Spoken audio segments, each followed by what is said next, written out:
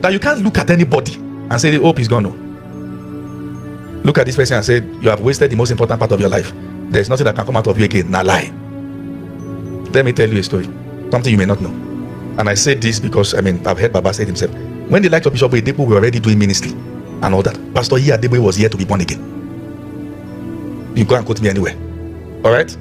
He came quite late. The rest, all those men started around their teenage years. He was already married before he gave his life to Christ. He was married before he even got into ministry and started learning and started doing all those things.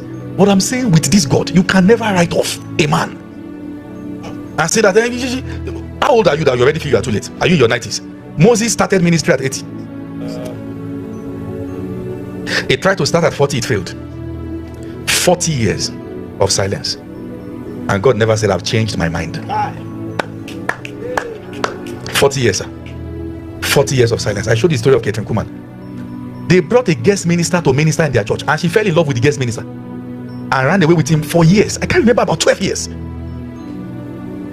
Okay, will you look at that kind of person and say God will never use one? What will you call her? Prostitute, useless woman. But this was God rewriting her story. The Kuhlman we read about, the same path, God was saying it will still be you. Adversities rise, the devil rise, get to the courtroom of heaven. This. It can no longer be her, because according to your word, he that breaks the head, the serpent will strike. Jesus said, listen to this. There is a blood that speaks better things than the blood of Abel. If only you know the number of accusations that have risen against you and the victories you won without even appealing. It doesn't matter how skillful your lawyers are, they can only appeal in the court of the earth. But we have an advocate who stands in the court of heaven. She has aborted, so she has no right to give birth to children again. Who is it that says it when God has not spoken? You must understand that. This is the nature of God. Please be seated. Oh, I came late. I've wasted the most important time of my life. Nothing can become of me again. You are just about to start. You are just about to start. I shared with you the story of that woman that was met at the well of Samaria. She has had 5 husbands. You can't sit down in husband's house. Look at her, useless woman, mad woman, bad enough. Then Jesus went to that same woman, and she was the first person that he revealed himself to as the Messiah. Show me that scripture. Matthew 5 verse 3, Message translation. Matthew 5 verse 3, Message translation. Oh Jesus, oh Jesus. Look at it. Can you give me Message translation? Oh Lord. And one day, the same Jacob stood and he said, gather yourselves, you sons of Jacob, for me to tell you what will befall you on the last days. Genesis 49. He couldn't wait. He was very angry, and he called one of his boys. He said, Reuben, step forward. And he looked at him.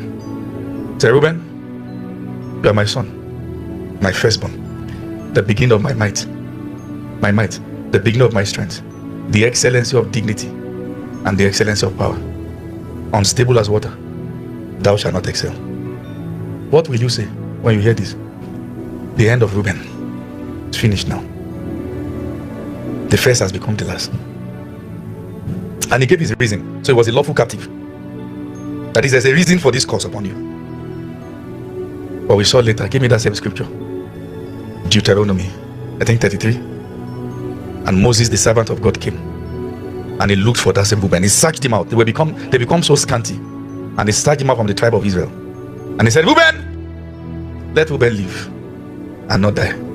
Let not his men be few. God always allows his mercy to appeal all these cases. And we were shocked when Reuben began to make excuses with Moses. Like, we don't want to go to war. And Moses said, Reuben shall go first. Come back to your rightful position. Take it back.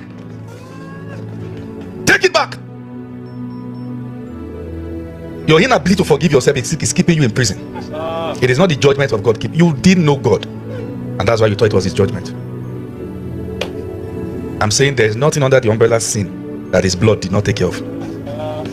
There is nothing under the umbrella sin that his blood did not take care of. And when you encounter, we cannot save the world with the current message we are preaching.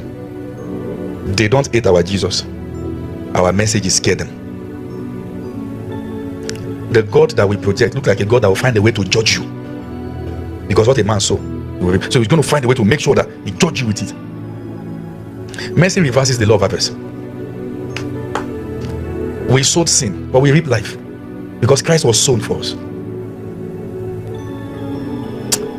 Lift your hand.